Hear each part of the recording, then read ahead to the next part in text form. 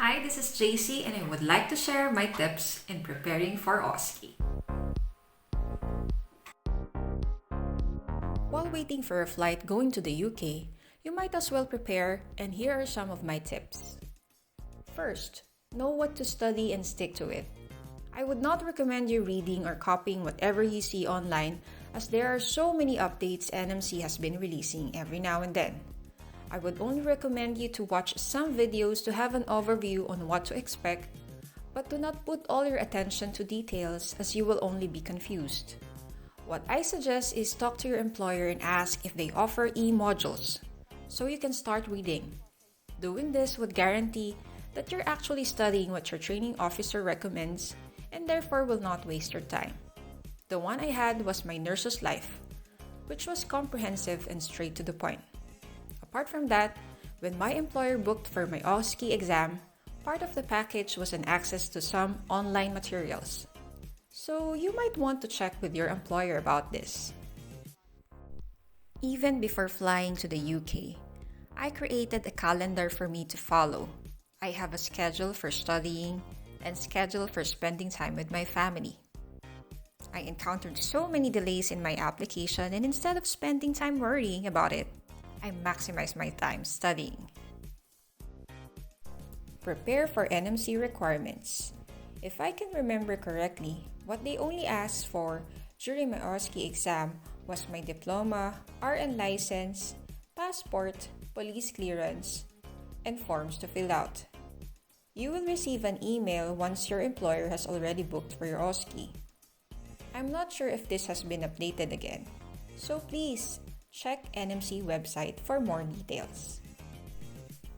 Upon my arrival in the UK, the first on my list is to check my rota or my schedule. So I immediately plan ahead of time. If you can ask your manager to group your day offs in a week, then it will be much better for you so you can also rest and then study. Apart from this, ask your training officer for your training dates. Make sure you already did your studying by then, as the training will be so quick. They will just go over each skill in every station. Without any prior knowledge, it will be difficult for you to catch up. Ask your colleagues what OSCE they prepared for and ask if they still have their training materials with them. This really helped me a lot in my preparation for my actual training. Apart from this, ask your manager if they can let you get some supplies that are about to expire to help you prepare for your OSCE. Allot study time. Days prior my OSCE was allotted for my final personal demo. I was only given 3 days for my review, so I really had to manage my time. I needed to divide my 3 days to every skill and station.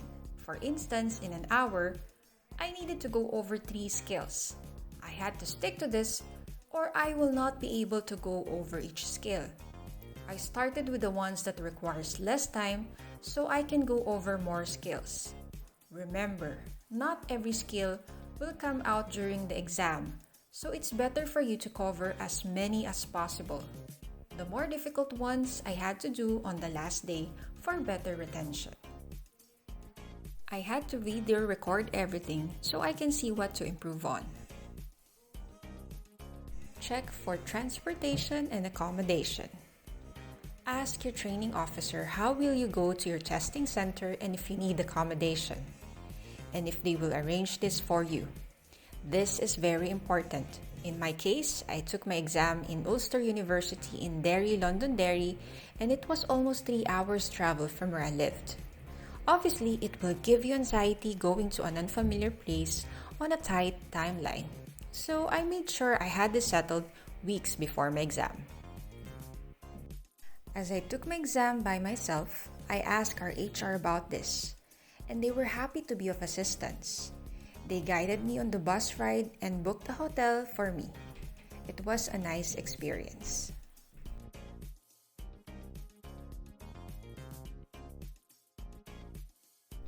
On the day of your OSCE. First tip, have a good night's sleep. I know this is tough, especially when you're nervous because it's your OSCE exam the following day. My biggest tip was to stay away from caffeine. and just relax and pray. Next tip: eat a heavy breakfast. Low amounts of sugar in the body will not only affect your concentration but also your memory. If you know you will wait for a long time in the lobby, might as well bring some biscuits and a bottle of water. In my case, I brought an apple. According to study, if you're not fond of drinking coffee, apple can make you instantly more awake and refreshed due to its natural sugars. Coffee, although a great booster, is a diuretic, which will make you pee more during the exam. Be early and book your taxi in advance.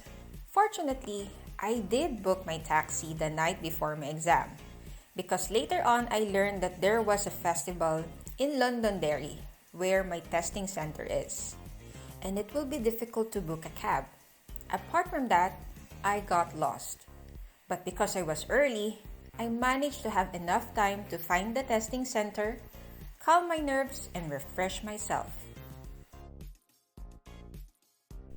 Next, hold your pee. Yes, you heard it right.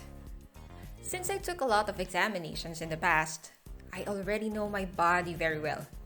If I drink a bottle of water, I know that I will pee after an hour and a half. So I had to time myself. I did this so my bladder will be fully emptied once I start my exam. Listen to the briefing carefully. They will give you some hints during briefing and always stick to it. If they said emphasize on patient safety, then do so. For instance, if you're unsure about the medication, let them know that you're unsure, and for patient safety, you will need to ask the doctor and wait for their advice. So I suggest emphasize on the term patient safety. Don't panic if you commit a mistake. Just let them know that you did and tell them how you will rectify it. They will look not at your mistakes, but how you will manage to correct them. I also practiced this during my personal demo, so I was even prepared what to say if I committed an error. You might as well do this to help you gain confidence during tough times. Be calm, confident, and always smile. When you smile, your brain releases tiny molecules called neuropeptides to help fight off stress. Thus, will help you in calming your nerves. And lastly, pray. Prayer is a form of meditation. It helps increase the strength and endurance of your attention, so this will help you focus more on the task rather than your anxiety. This will help you calm down and gain confidence. So there you have it. All these tips may or may not work for you, but hopefully you get something from it. Please like, share, and subscribe. See ya!